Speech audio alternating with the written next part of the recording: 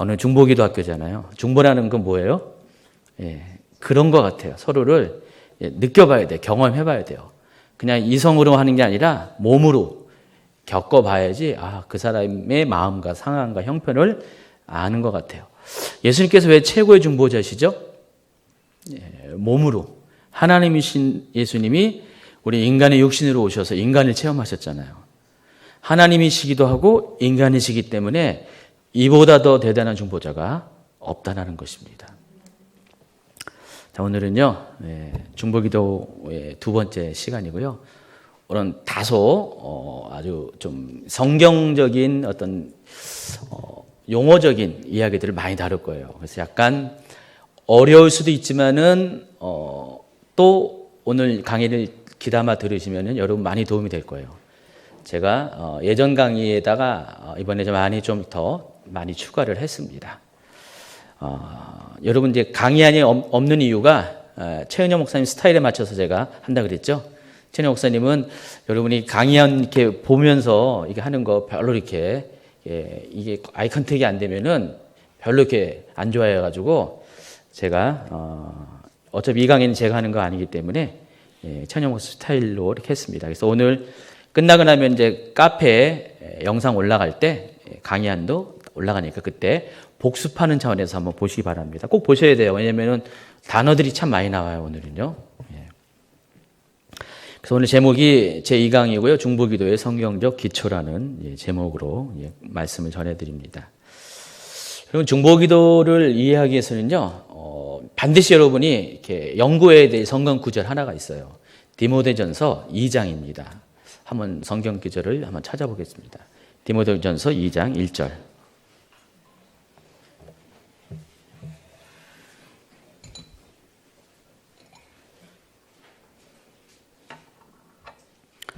디모데전서 2장 1절 한번 같이 읽어볼까요? 그러므로 내가 첫째로 권하노니 모든 사람을 위하여 간구와 기도와 도고와 감사를 하되. 여러분 잘 알고 있는 내용이에요. 여기에서 사도 바울은요 모두 네 가지의 기도에 대해서 소개를 하고 있습니다. 간구, 기도, 도고, 감사, 이게 다 기도의 형태예요. 기도의 종류라는 것입니다. 우리 한글로는 기도라는 그것만 여러분이 이제 기도에 관해서 익숙한데, 실은 간구, 이거를 이제 굳이 붙이자면 간구 기도. 또 기도는 그냥 기도라고 말할 수 있고요. 이 도고라고 하는데, 이제 이따가 이제 설명하겠습니다. 요거는 중보 기도를 말하는 거고요. 그리고 감사, 이거는 감사 기도. 굳이 이렇게 설명하면 그렇습니다. 이 네 가지 모두 이 기도의 목적에 따라서 이렇게 기도하라는 거예요. 그러니까 사도 바울이 굳이 내가 첫째로 너희에게 권하노니, 그러니까 가장 우선적으로 여러분에게 권면을 한다는 것입니다. 기도를 하되 이 네 가지 기도를 하라는 거예요. 간구의 기도를 하고, 또 일반적인 기도도 하고, 또 중보 기도도 하고, 그리고 감사 기도, 이 네 가지를 꼭 하라는 것입니다. 반드시 하라는 거예요. 필요하기 때문에. 여러분 그동안 이 네 가지에 대해서 알 듯 모를 듯, 축복이 이제 중보기도 이야기할 때, 도고 이야기할 때만 비교해서 설명을 들었기 때문에 이게 정확하게 뭘 의미하는지를 아마 모르실 수도 있어요. 그래서 제가 요거를 헬라어 원어를 가지고 좀 설명을 하려고 그래요. 제가 헬라어를 잘하는 건 아니고요.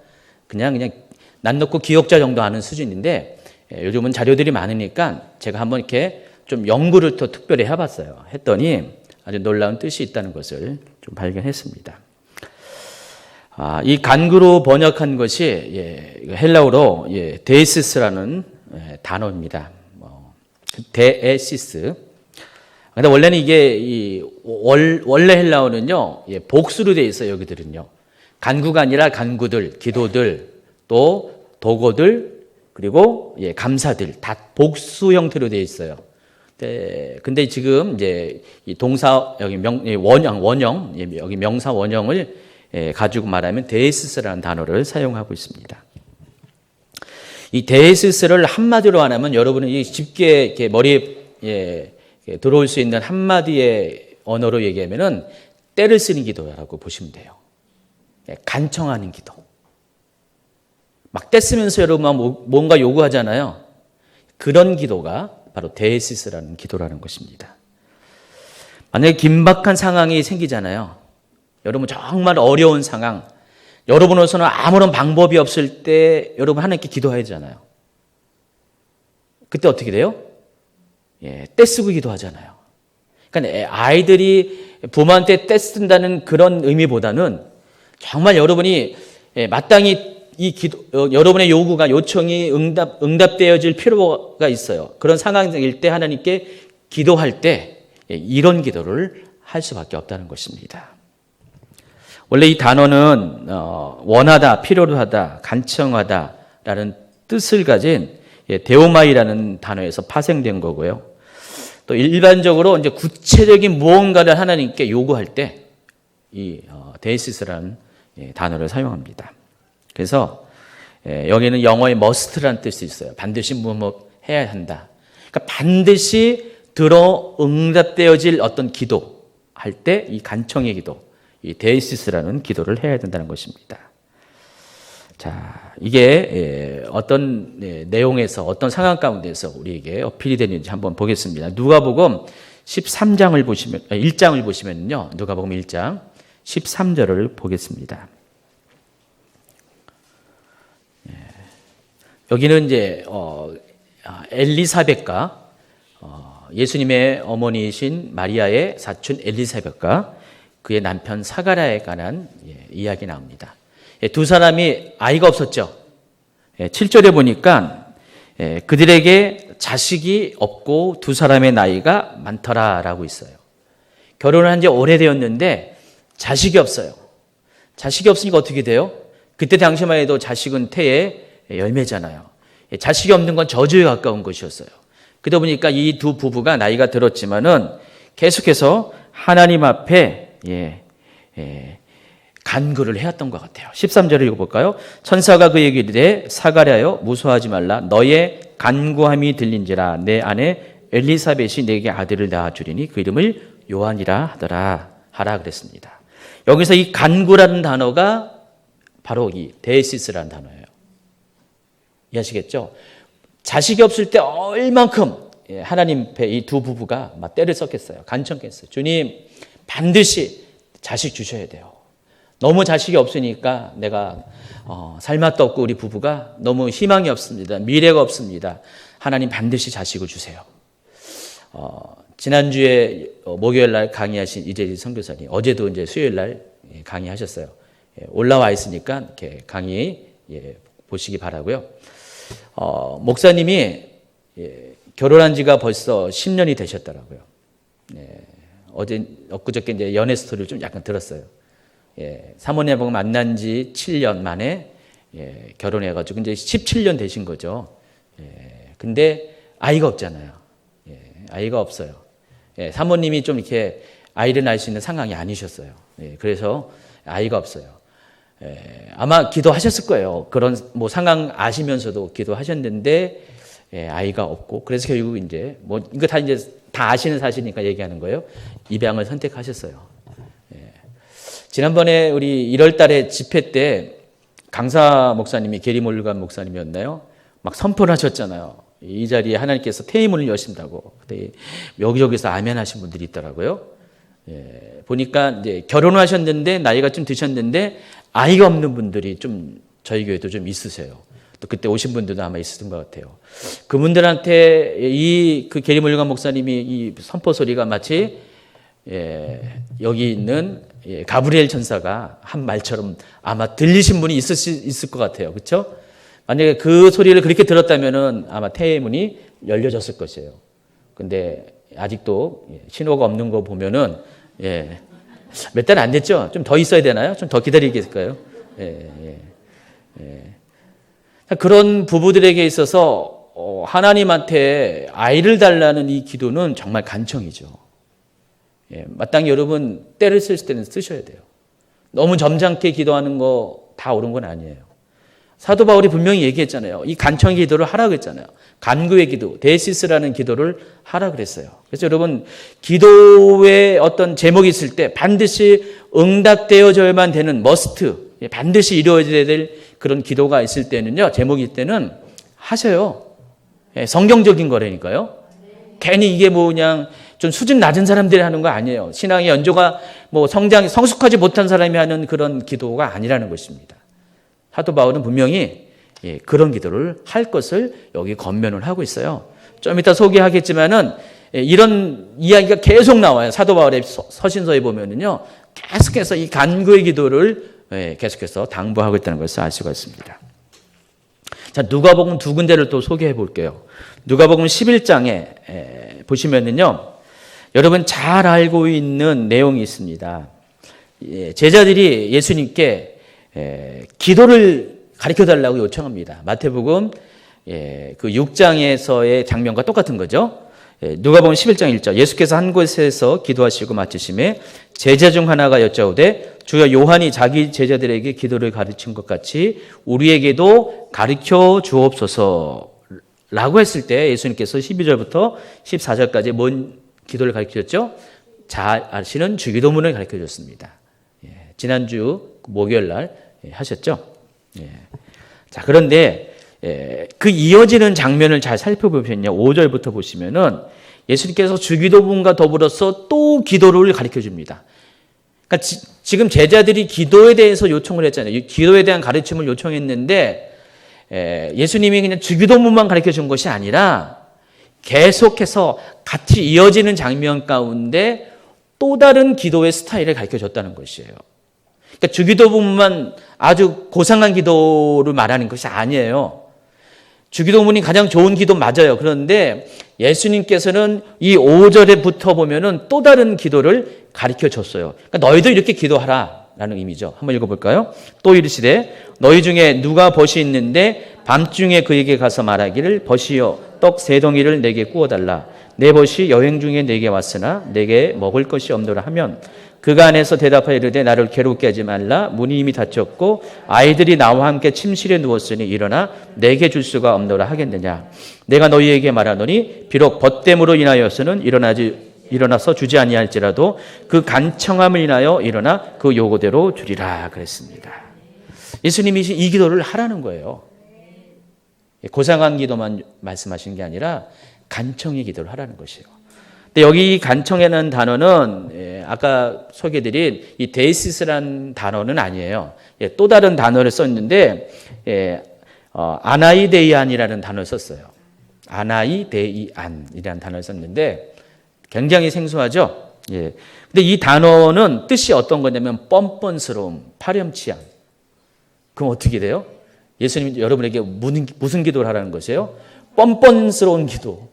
때로는 파렴치한 정도. 이치에도 맞지 않는. 맞죠? 지금 잠자려고 누워있는데 뻔뻔스럽죠. 파렴치하죠. 어떻게 잠자는 사람을 깨워가지고 떡 달라고 막 그런 게 어디 있어요? 떡 몇 개 넣었나요? 그것도 아니잖아요. 떡이라는 게 뭐죠? 또 반드시 물론 이렇게 만들어 놓을 수 있지만은 이때 당시에는 그거를 즉석에서 또 해야 되는 그런 번거로움도 있습니다. 정말 가족도 아닌데 이웃한테 가가지고 떡 주세요. 안 줘?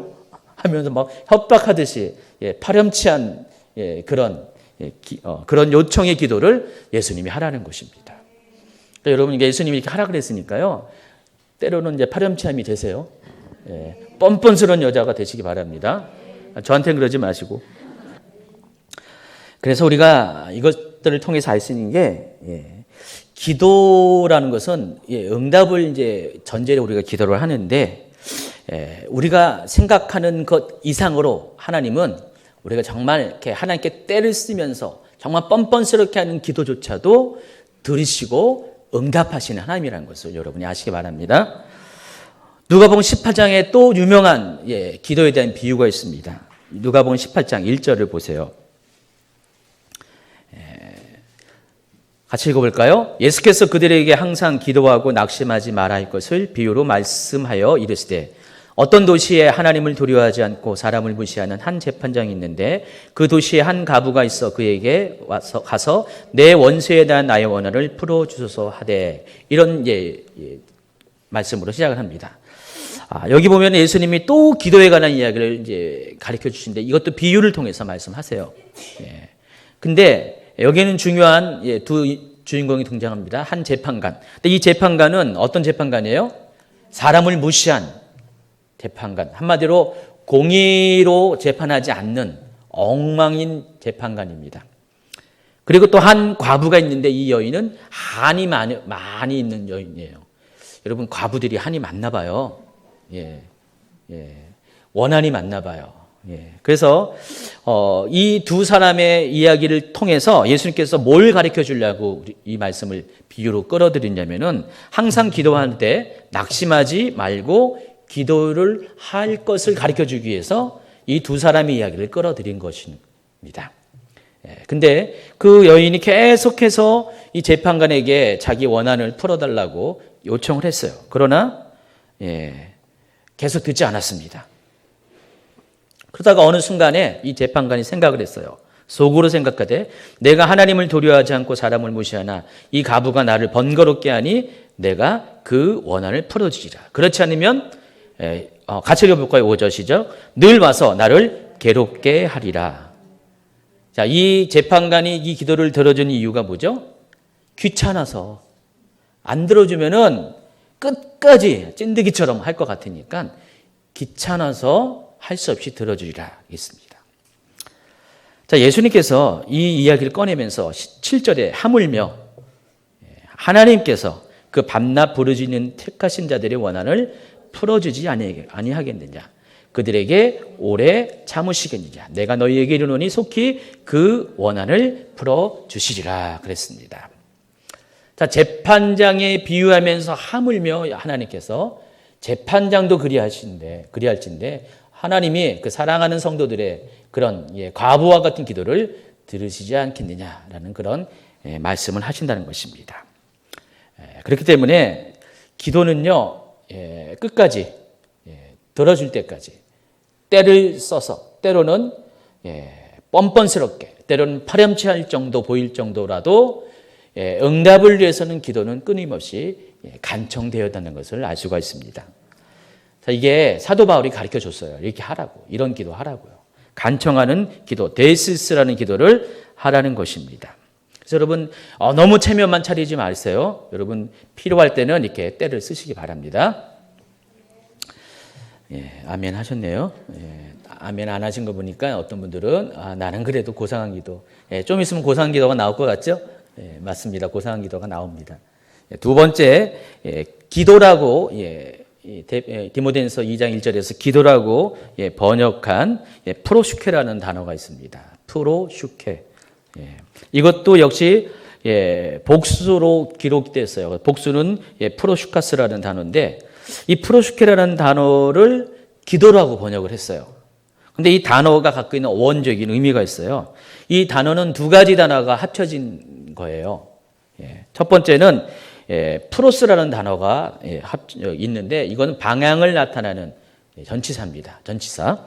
그리고 구하다라는 의미의 유코마이라는 단어가 결합돼 가지고 프로슈케라는 단어가 생겨났어요. 구하는데 어떤 방향을 놓고 구하라는 뜻이에요. 근데 그 방향이 누굴 것 같아요? 결론적으로 말하면은 하나님이라는 것입니다. 그래서 이 프로슈케라는 단어는 기도의 방향이 중요한 거예요. 어떤 누구를 대상으로 우리가 기도하는가? 누구죠? 바로 하나님이라는 것입니다. 그래서 우리가 여러분이 기도하고 싶은 제목이 있으면은 분명하게 방향을 하나님을 향해서 목표를 하나님을 향해서 기도할 것을 가르치는 단어라는 것입니다. 여러분 이런 기도 많이 하잖아요. 그래서 기도에 있어서 이런 기도를 여러분 중요하게 여기기 바랍니다. 그래서 사도 바울은요, 오늘도 이 디모데전서 2장 1절에서 그 데시스라는 단어, 간청의 기도라고 했죠. 이 간청 기도를 하고 또 프로슈케, 하나님을 향한 기도를 할 것을 강조를 하고 있습니다. 다른 우리 사도 바울의 서신서를 보니까 같은 얘기를 계속 반복적으로 사도 바울은 가르치고 있어요. 디모데전서 5장 5절 여러분 이제 찾기 바쁘시니까 제가 읽어드리겠습니다. 천 갑으로서 외로운 자는 하나님께 소망을 두어 주야로 항상 간구와 기도를 하거니와. 여기서 간구가 뭐라고 했어요? 아까 데시스. 여기 기도는 프로슈케. 실제로 이 단어를 사용했습니다. 또 에베소서 6장 18절에도 보시면은 모든 기도와 간구를 하되 항상 성령 안에서 기도하고 이를 위하여 깨어 구하기를 항상 힘쓰며 여러 성도를 위하여 구하라. 여기는 두 가지 단어 다 사용했습니다. 모든 기도, 프로시케, 또 모든 간구, 데이시스. 한 성령 안에서 기도하고 프로시케를 하고 이렇게 번역들이 되어 있어요. 그리고 빌립보서 4장 6절에도 아무것도 염려하지 말고 다만 모든 일에 기도와 간구로 너희 구할 것을 감사함을 하나님께 아뢰라. 여기는 세 가지 단어가 있어요. 아까 디모데전서 2장 1절에 말한 네 가지 단어 중에서 세 가지가 들어가 있어요. 기도와 간구와 감사, 프로슈케와 데시스, 그리고 또 한 가지, 그 감사로 표현하는 것이 유카리스티아라는 단어가 있습니다. 유카리스티아.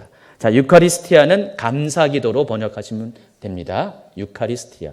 요거는 좀 여러분 좀 이렇게 귀에 들어오죠? 유카리스티아. 방언 비슷하게. 원래는 이제 이 디모데전서 2장에는 맨 처음에 간구, 기도, 도고, 그리고 감사로 이렇게 순서가 나왔는데 제가 순서를 바꿔서 이 도고와 이 감사를 좀 바꿔서 이 도고는 좀 이따가 오늘 메인 주제이기 때문에 뒤에서 설명을 하고 네 번째에 있는 그 감사를 세 번째로 끌고 와서 잠깐 먼저 설명을 하겠습니다.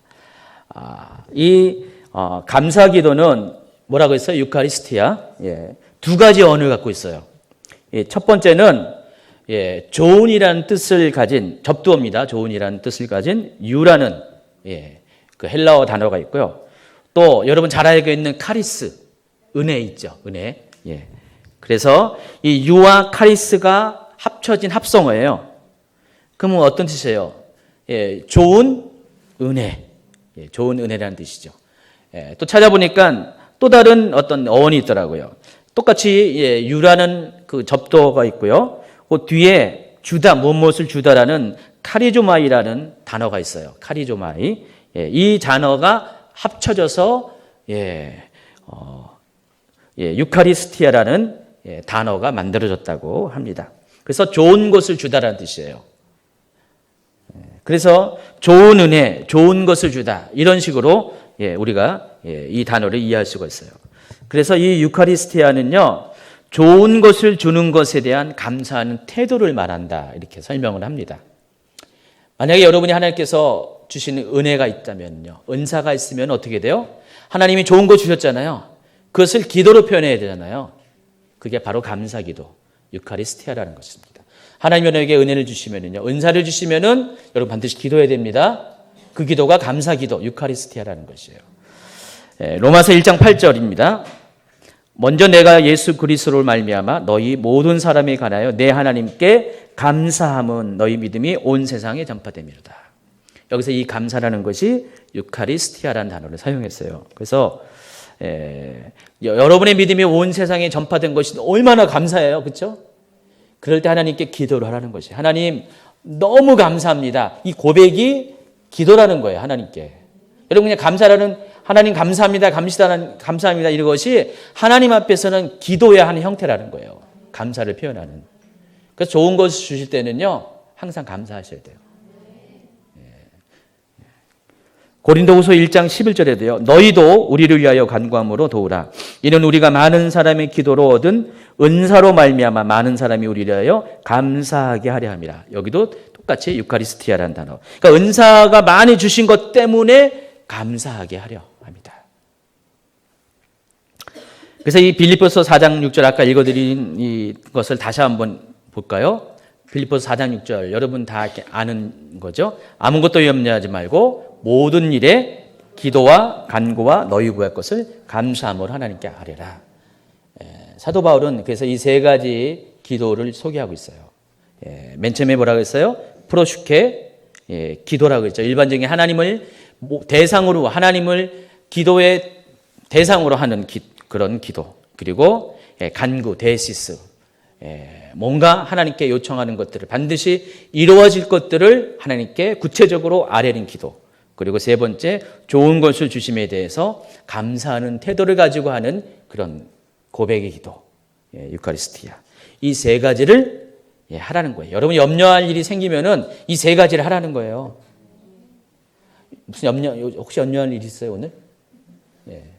그럼 먼저 하나님을 향해서 기도하세요. 하나님 하면서 그 기도의 대상을 분명히 하고 때를 쓰세요. 데이시스를 하세요. 때를 쓰세요. 하나님 주세요. 해주세요. 이뤄주세요. 해결해 주세요. 그리고 감사합니다. 좋은 거 주셔서 감사합니다.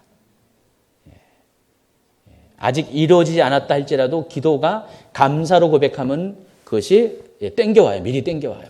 그래서 이 세 가지 기도를 염려할 일이 생기면 반드시 하라는 거예요. 자, 그럼 이 세 가지 기도는 무슨 차원의 기도예요? 어쩌면 여러분 개인적인 차원의 기도이죠. 지금 우리가 오늘 중보기도 하고 있잖아요. 중보기도 하고 있는데 이 세 가지 기도는 중보기도와는 달리 개인적인 차원의 기도예요. 그런데 하나님이 사도 바울은 한 가지 더 다른 이들을 위해서 타인을 위해서 한 가지 더 기도를 요구하는데 그게 오늘 디모데전서에서는 도고로 설명을 하고 있습니다. 그래서 다시 디모데전서 2장 1절로 돌아갑니다. 한번 읽을까요? 또다시. 그러므로 내가 첫째로 권하노니 모든 사람을 위하여 간구와 기도와 도고와 감사를 하되 그랬습니다. 자, 아까 어원적으로 간구가 데이시스라는 단어 썼고 기도는 프로슈케라는 단어, 그리고 뒤에 감사는 유카리스테라고 했죠. 그렇다면은 여기 이 도고로 설명한 이 헬라어는 뭐 어떤 단어를 썼을까? 엔툭시스. 제가 이거를 했더니 아예 맞춤법이 한글 맞춤법에는 안 나와 이게. 툭이라는 글자가 있나요 한글에? 물론 그렇게 쓸 수는 있는데 툭이 아니라 툭. 툭이라는 단어. 그래서 어떤 폰트는 이걸 했더니 제가 이 성경 구절은 윤명조 240이라는 폰트를 써요. 아예 표현이 안 돼요.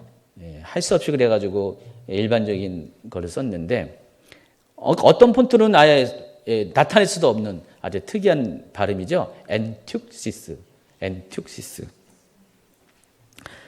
자, 이 단어의 뜻은 청원하다, 중재하다라는 의미의 동사가 있어요. 엔퉁카노라는 동사인데 여기서 유래한 거예요.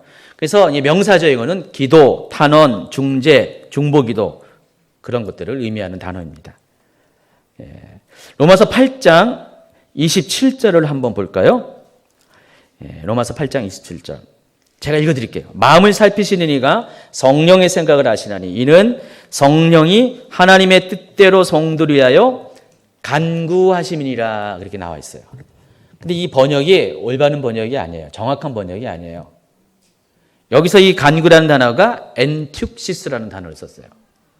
우리가 아까 배운 바대로 이 간구라는 단어가 뭐였죠? 데시스라는 단어를 썼잖아요.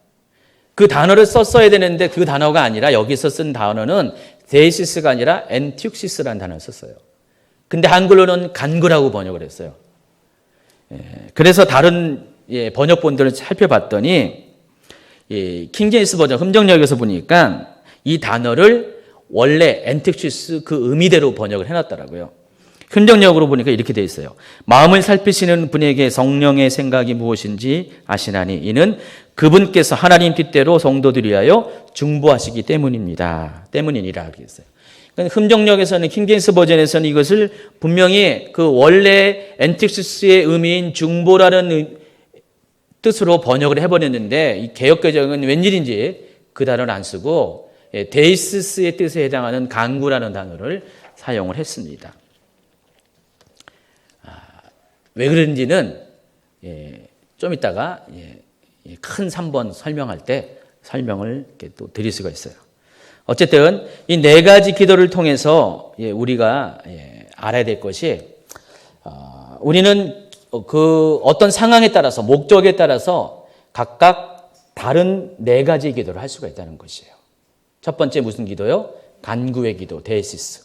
이것은 어떤 상황이 필요한 어떤 그 응답이 반드시 이루어져야 되는 필요한 상황에 있을 때 여러분이 다소 뻔뻔스럽더라도 다소 파렴치하다 할지라도 반드시 그것이 이루어질 상황이라면은 우리가 하나님 앞에 때를 쓰더라도 그렇게 기도를 해야 된다는 것입니다.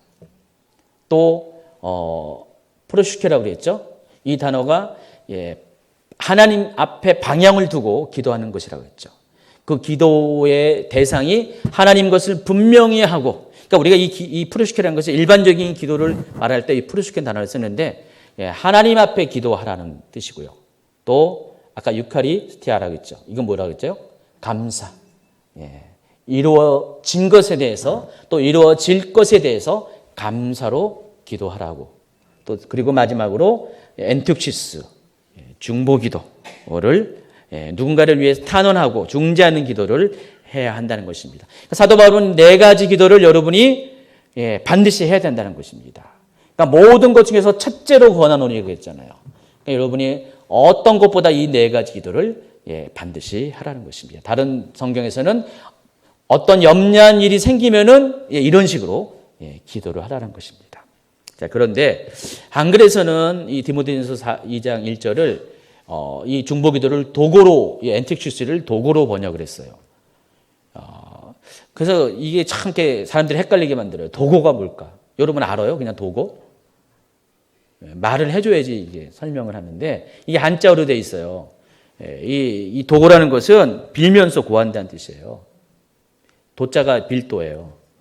고백할 고. 빌면서 구한다는 뜻이에요. 그게 도고. 근데 이게 처음에 이걸 번역한 분이 웬일인지 좀 자기 신앙이 그런지 몰라도 이거 잠깐 번역을 좀 약간 잘못한 것 같아요. 그러니까 개역 개정에는 이것이 도고로 나와 있는데 다른 번역에서는 도고로 안 나와 있어요. 새 번역을 볼까요? 새 번역을 보면은 그러므로 나는 무엇보다도 먼저 모든 사람에게 하나님께 간구와 기도와 중보기도와 감사기도를 드리라고 그대에게 권합니다. 새 번역은 번역을 아주 명확하게 정확하게 했죠. 각각의 그 원어, 헬라어 원어 의미를 그대로 반영해서 번역을 잘한 것 같아요. 그러니까 새 번역만 중보기도라는 단어를 썼어요. 여러분 중보기도라는 단어를 성경에서 다 찾아보세요. 검색해 보세요. 이 번역 저 번역으로 다 해보세요. 그러면은요 중보기도라는 단어는 오직 여기만 나와요. 그리고 새 번역으로 검색할 때만 이렇게 표시되어 있어요. 흠정역에서는 중보기도라는 단어는 안 나오고 중보라고 그랬어요. 그냥. 근데 이 개역개정에서는 이거를 도구로 했어요. 그래서 이 도구라는 단어는 옳은 번역이 아닐 수가 있어요. 제가 또 딱 뭐라고 말하면 좀 그렇죠. 그래서 이거는 좀 이렇게 빌면서 구한다라는 것은 한국적인 정서를 많이 포함한 그런 번역인 것 같아요. 실제 뜻은 중보기도입니다. 중보기도, 중보. 그래서 새 번역은 아예 중보기도로 확실하게 번역을 해놓고 킹제임스 성경은 중보라고 번역을 했습니다. 여기까지 다 이해하시겠죠? 지금 오늘 중보기도에 대한 성경적인 기초, 제목이 있잖아요. 그러니까 중보기도를 어떻게 성경에서 어떻게 우리에게 말해주고 가르쳐주고 있는가 이것들을 알아가고 있습니다. 반 정도는 한 것 같아요. 자, 영어에서는 이것을 중보기도를 어떻게 표현할까? 내가 다 조사해봤습니다. 영어에는 intercession이라고 여러분 많이 들어보셨죠? intercession. 디모데전서 2장 1절을 영어 성경 NIV로 하면은 이 4가지 단어를 이렇게 4가지 기도를 이렇게 표현합니다. request 복수예요. 다 여기는 영어는 확실하게 원어 그대로 복수로 반영을 해놨어요. request, prayers, 그리고 intercession and thanksgiving 이렇게 되어 있어요. intercession이 과연 뭘까? 여러분, 인터라는 것은 원래 그 접두어죠. 영어에서 무엇 사이라는 뜻이에요. 그래서 여러분 이렇게 인터라는 단어를 많이 쓰잖아요. 뭐 인터체인지. 고속도로에 보면은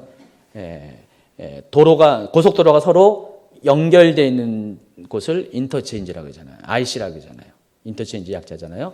인터라는 단어를 써요.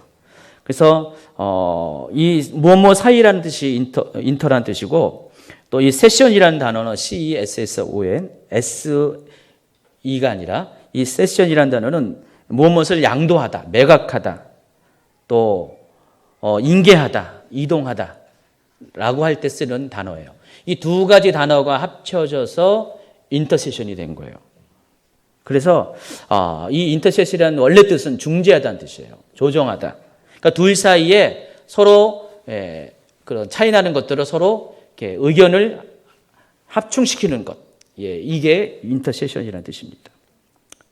또 남을 위해서 기도하고 간청, 진정한다는 의미. 근데 이것을 이제 우리가 영어에서는 중보기도라는 의미로 이렇게 우리에게 소개를 하고 있는 것입니다. 개역개정을 보면은 지금은 이제 헬라어 얘기하는 게 아니라 뭐 히브리어 얘기하는 게 아니라 이 인터세션이라는 단어 자체만 갖고 영어 성경을 가지고 제가 일반 한글 번역을 한번 또 비교해 봤어요. 이사야서 53장 12절에 개역개정에 그 영어에서는 인터세션이라는 단어를 여기서는 어떻게 번역했는가 볼까요? 그러므로 내가 그에게 존귀한 자와 함께 몫을 받게 하며 강한 자와 함께 탈취한 것을 나누게 하리니 이는 그가 자기 영혼을 버려 사망에 이르게 하며 범죄자 중 하나로 헤아림을 받았습니다. 그러나 그가 많은 사람의 죄를 담당하며 범죄자를 위하여 기도하였느니라. 예수님에 대한 예언을 담은 그런 부분인데 여기 보면은 예수님께서 많은 사람의 죄를 담당하며 범죄자를 위하여 기도하였느니라 했어요. 영어에 보면 이것을 인터세션이라고 표기했어요. 근데 이 개역개정에서는 이것을 기도했다. 근데 이것을 킹제임스로 보니까 이것을 확실하게 중보라는 단어로 번역을 했더라고요. 그가 많은 사람들의 죄를 지며 범죄자들을 위하여 중보를 하였습니다. 이런 이야기가 로마서 8장 26절에 여러분 잘 알고 있는 로마서 8장 26절. 이와 같이 성령도 우리의 연약함을 도우시나니 우리는 마땅히 기도할 바를 알지 못하나 오직 성령이 말할 수 없는 탄식으로 우리를 하여 친히 간구하시느니라. 개역개정 나와 있죠. 이것도 인터세션이에요. 근데 이 간구가 원래는 이 뜻이 아니라는 거예요. 이게 중재라는 뜻이에요. 헬라어 원어에서도 아까 얘기한 엔틱시스라는 단어를 썼고요. 영어에서도 인터세션이라는 단어를 썼어요. 그래서 이것을 또 킹제임스 성경을 보니까 확실하게 제대로 번역했어요. 이와 같이 성령께서도 우리 연약함을 도우시나니 이는 우리가 마땅히 기도할 것을 알지 못하나 성령께서 친히 말할 수 없는 신음으로 우리를 위하여 중보하시기 때문이다. 그러겠어요. 자, 보시면 알겠지만은 이렇게 번역에 따라서 많은 이 기도에 대한 뉘앙스가 달라지는 것을 알 수 있어요. 특별히 중보에 대한 뉘앙스가 많이 달라요. 근데 여러분 한 가지 독특한 것들을 특별한 것을 확인할 수 있는 게 이 중보라는 단어에 대해서 중보 기도에 관한 것에 대해서 이 개역개정 성경은 어떻게 보면 의도적으로 중보라는 단어를 안 썼다는 것을 알 수가 있어요. 중보라는 단어를 대신 일반적인 기도라는 단어를 쓰든지 간구라는 단어로 중보의 그 뜻을 많이 희석시켰다는 것을 알 수가 있어요. 왜 그럴까? 분명히 이유가 있을 거예요. 그거는 좀 이따 설명하겠습니다. 그 전에 이번엔 또 영어도 했으니까 헬라어로 다시 한번 또 갑니다. 헬라어를 가면은 이 중보라는 단어가 아까 무슨 단어를 썼다고 했어요? 엔틱시스라는 단어를 썼다고 했어요. 오늘 약간 어렵습니까? 전혀 어렵지 않죠? 제가 봐도라도 어렵게 설명하는 것 같지 않아요.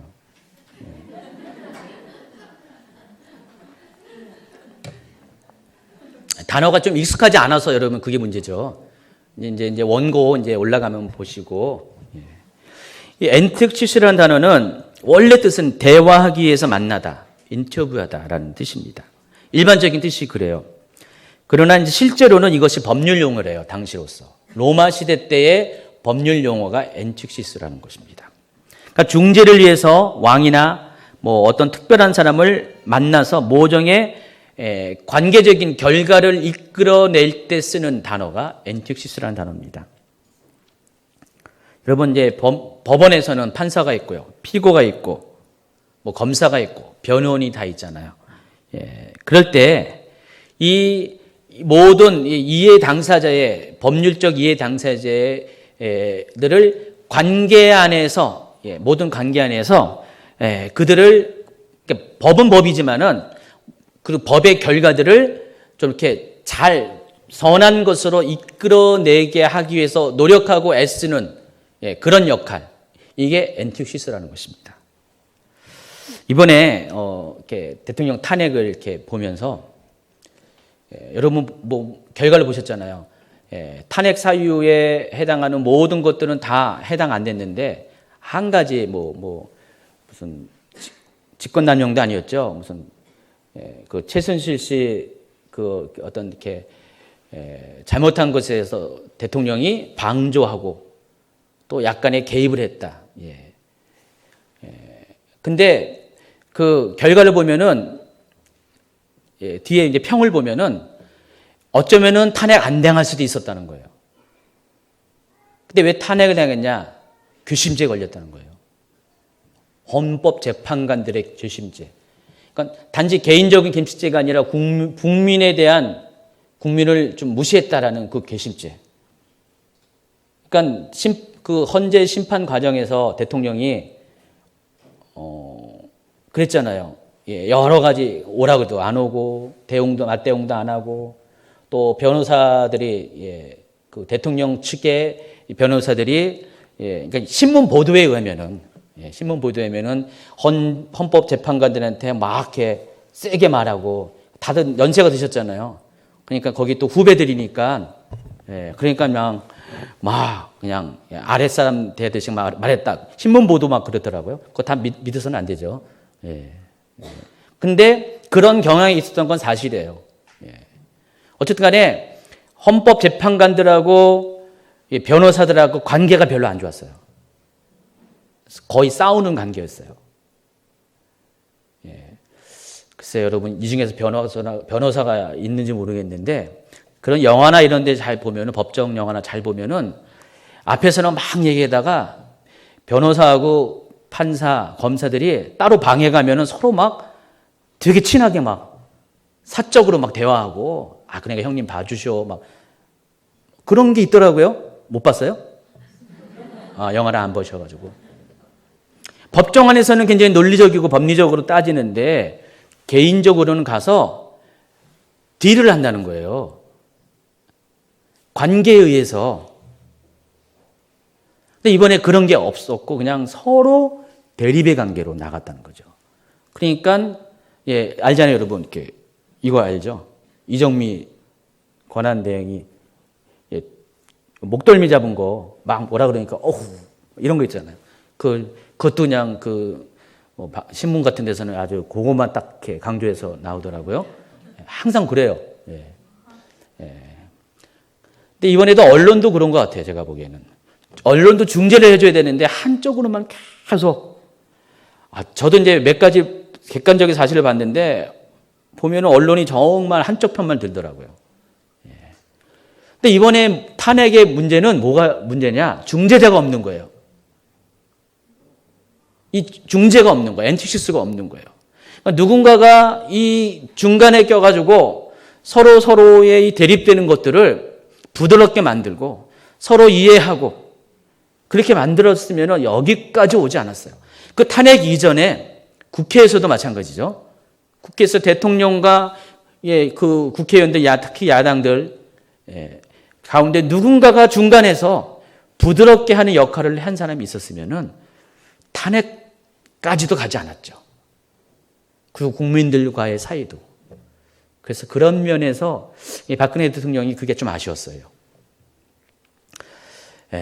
바로 그런 면에서 이 중재자가 필요한 거예요. 그 중재자가 엔티옥시스라는 거예요. 중재라는 뜻이 엔티옥시스.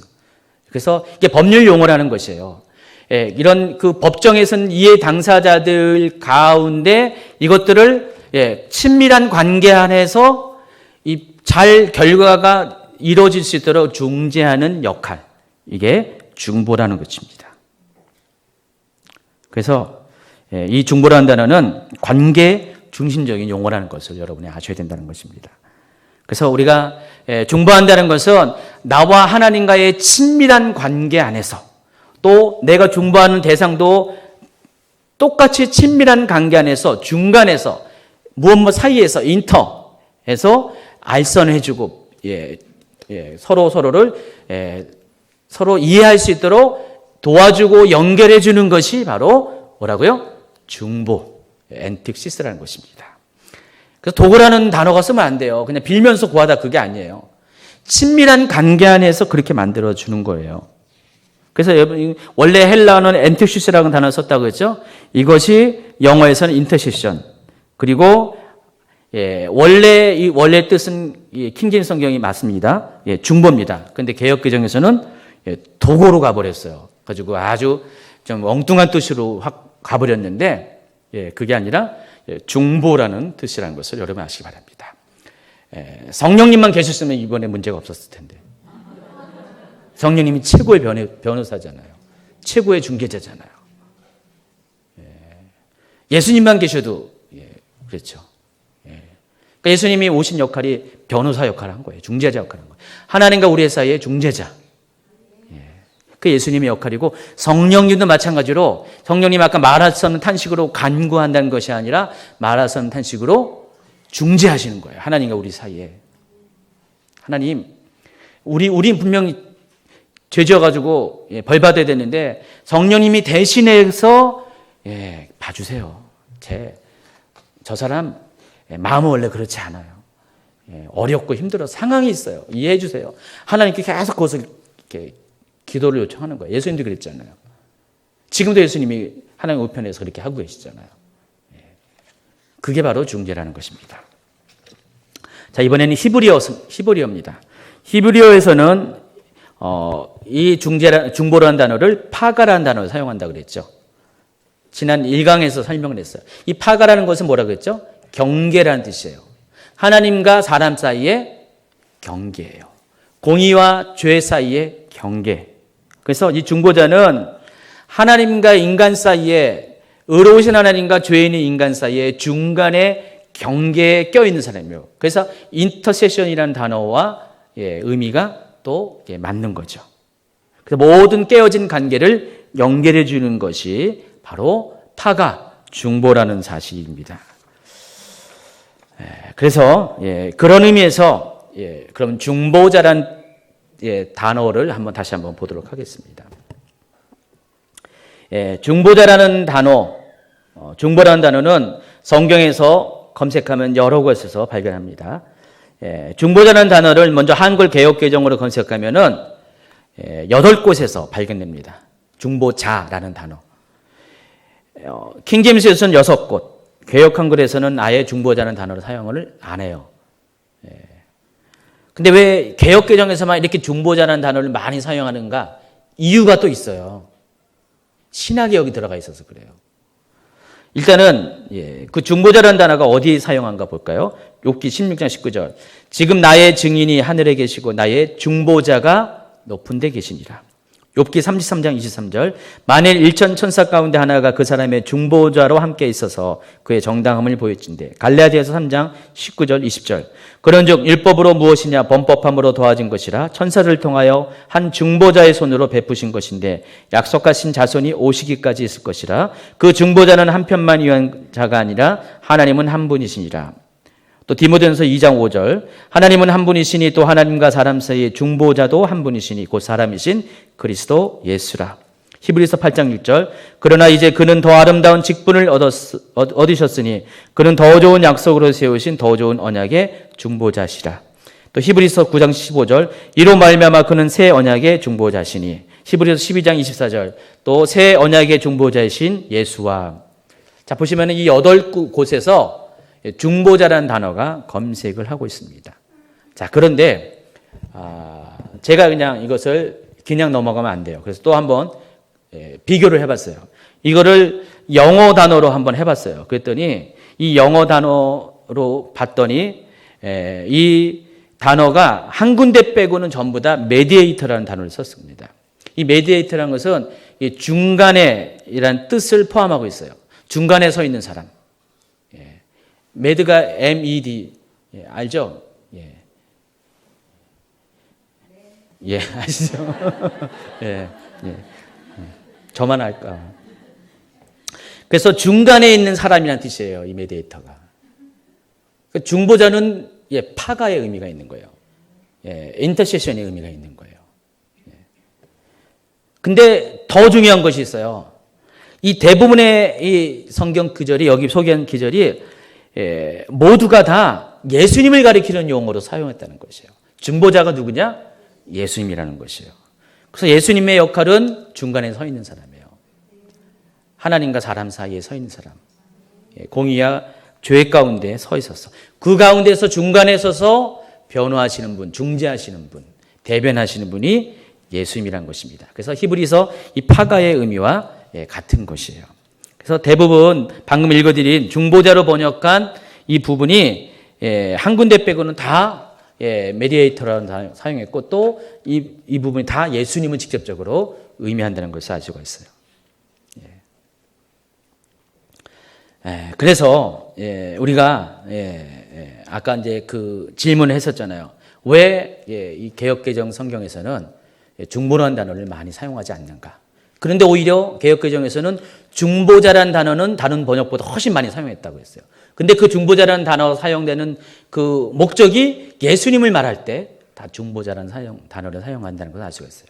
그럼 우리가 어떤 결론에 이를 수가 있냐? 바로 이 디모데전서 아까 2장 5절을 우리가 읽어드렸잖아요. 하나님은 한 분이시니 또 하나님과 사람 사이의 중보도 한 분이시니 곧 사람이신 그리스도 예수라. 바로 이것 때문에 그래요. 이 한 구절 때문에 이 세상에 예수님 외에는 중보자가 없다는 거예요. 될 수가 없다는 거예요. 한 분이신 곧 사람이신 예수님밖에 없기 때문에 그래서 이 구절 때문에 예수님에 대해서는 중보자라는 단어를 적극적으로 사용한 거고 그리고 다른 것에 대해서는 중보라는 단어 대신 기도 아니면 간구로 다 바꿔버린 거예요. 이해하시겠죠? 바로 요것 때문에 그래요. 자, 그렇다면은 예수님만이 오직 중보자이신다면 여러분 어떻게 중보할 수 있나요? 중보하면 안 되죠. 예수님만 중보자인데 여러분 중보하면 안 되잖아요. 그렇죠? 오직 예수님만이 중보자로서 한 분밖에 없으신 분인데 여러분 중보하면 안 됩니다. 중보기도 팀들 오늘부터 해체하셔야 돼요. 그렇죠? 정말 그래요. 이런 원칙을 가져가면은 성도들은 원천적으로 중보할 자격이 없는 거예요. 기도할 자격이 없어요. 그리고 예수님께서 다 중보해 주시니까 우리가 굳이 중보할 필요도 없어요. 예수님이 다 해주시니까. 그러나 실제가 그렇습니까, 여러분? 다 예수님한테 다 밀어두고 여러분 자격도 없으니까 또 예수님이 다 하시니까 나는 중보 안 할래요. 그럴 수는 없잖아요. 그리고 이미 중보라는 것은 이미 교회 안에서 보편적인 언어로 용어로 이미 정착을 다 하고 있는 것이에요. 그래서 우리가 이 중보라는 것을 이 문장 하나 때문에 디모데전서 2장 5절 때문에 중보라는 그 역할 자체를 약화시킬 이유가 없다는 것입니다. 왜냐하면은 우리가 중보하는 것은 누구를 의지하는 것이에요? 진정한 중보자이신 예수님을 인정하신 거예요. 또 다른 중보자이신 성령님을 의지하는 거잖아요. 그러니까 우리가 중보하는 것은 예수님을 통해서 성령님을 통해서 하는 거죠. 그래서 여러분 다 기도할 때 in Jesus name, 예수님 이름 안에서 예수님 이름으로 기도합니다. 다 그렇게 기도로 모든 기도의 그런 권리를 예수님께로 돌려드리잖아요. 그러니까 여러분이 기도한 거는 다 예수님이 한 거예요. 진짜로. 물론 예수님이 알아서 골라서 다 그거 하실 거고요. 그러니까 여러분이 예수님의 이름으로 기도하는 모든 기도는 하나님 앞에서는 예수님이 하신 거예요. 그런 거 있잖아요, 여러분. 이렇게 그 부동산 공인중개사 가면은요, 뭐라 그러죠? 실장님이라고 여자분들. 오늘 실장님은 아프셔서 안 나오셨는데 자격증 갖고 있는 분은 따로 있어요. 보통 남편분들이 이제 공인중개사 자격증 갖고 있고 아내랑 같이 하시는 데는요, 두 분 다 있을 수가 있는데 어떤 데는요, 아내는 없어요. 자격증이 없고 그냥 실장님이라고 불러요. 근데 일은 아내가 다 해요. 요즘은요, 그렇더라고요. 남자 공인중개사는 잘 못한대요. 다 이렇게 집 매매하고 이런 것들은 다 주부들이 다 하기 때문에 남자가 하면 싫어한대요. 부담스러워한대요. 그래서 여자분들이 해야지 공인중개사도 장사가 잘 된대요. 그러니까 남편이 할 수 없이 공인중개사에서 본인이 공인중개사면은 아내를 끌어들여가지고 아내 보고 그걸 이렇게 실장이라는 이름을 딱 줘가지고요. 실무를 다 시켜요. 집 소개하고, 보게 하고, 쫓아가고 다 해요. 계약할 때만 그거 하는 거 얼마나 편해요. 굉장히 편하잖아요. 근데 이 사람이 없으면 안 되잖아요. 불법이잖아요. 이 공인중개사의 도장이 찍혀야 되는 거예요. 함부로 하면 안 되잖아요. 자, 예수님도 마찬가지입니다. 여러분이 기도하고, 여러분이 간청하고, 감사하고 한 모든 내용들, 중보한 모든 내용들을 예수님께서 다 도장을 찍어 주시는 거예요. 하나님께 올려드리는 마지막 도장을 딱 찍어가지고 올려드리는 거예요.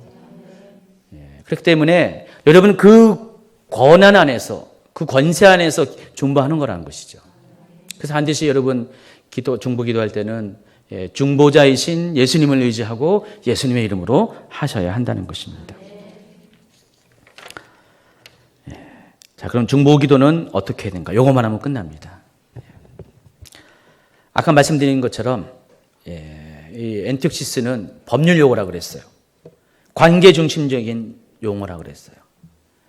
법정 안에서 이 변호사의 역할은 싸우는 게 변호사가 아니라 이 변호사 역할은 어떤 역할이라고요?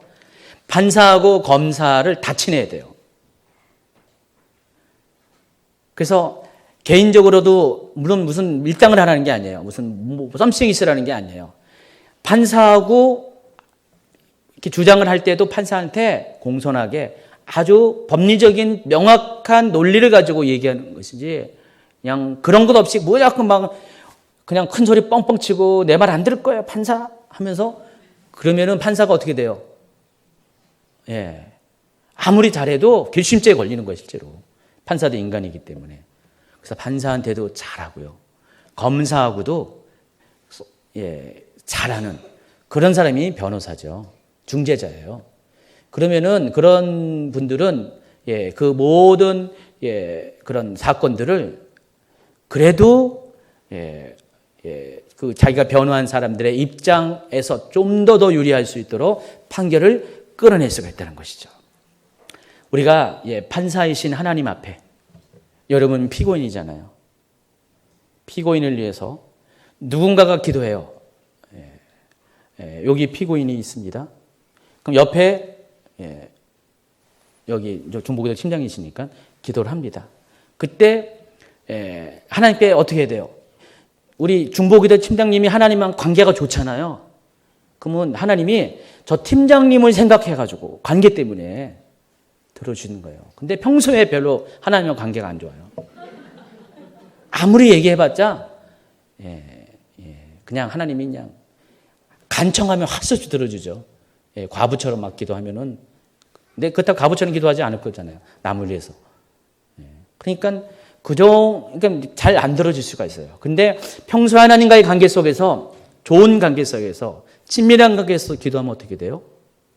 하나님이 들어주는 기도의 응답이 다르다는 거예요. 중보기도는 그런 것입니다. 이제 앞으로 이제 조금 있으면은 두 가지 기도를 이제 청년 목사님이 할 거예요. 과부의 기도 대 신부의 기도. 그래서 과부의 기도는 아까 누가복음 18장 얘기한 것처럼 간청하는 기도예요. 데이시스 그 기도예요. 그런데 신부의 기도는 어떨 거예요? 엔틱시스의 기도예요. 하나님과의 친밀한 관계 안에서 하는 기도예요. 하나님은 과부의 기도는 한 10번 간청하면은 한 번 정도 들어줄지 모르지만은 그러나 신부의 기도는 10번 다 하면 10번 다 들어주신다는 것입니다.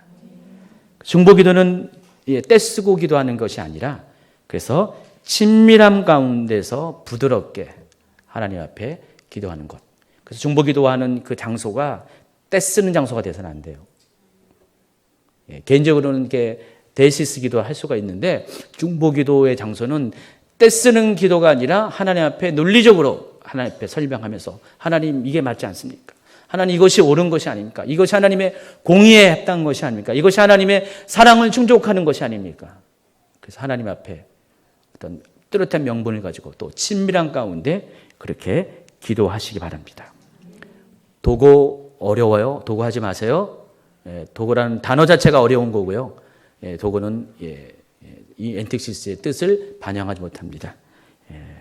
하나님 앞에서 친밀한 가운데 중재자로서 인터세션으로 나오는 여러분 되기를 예수님을 축원합니다.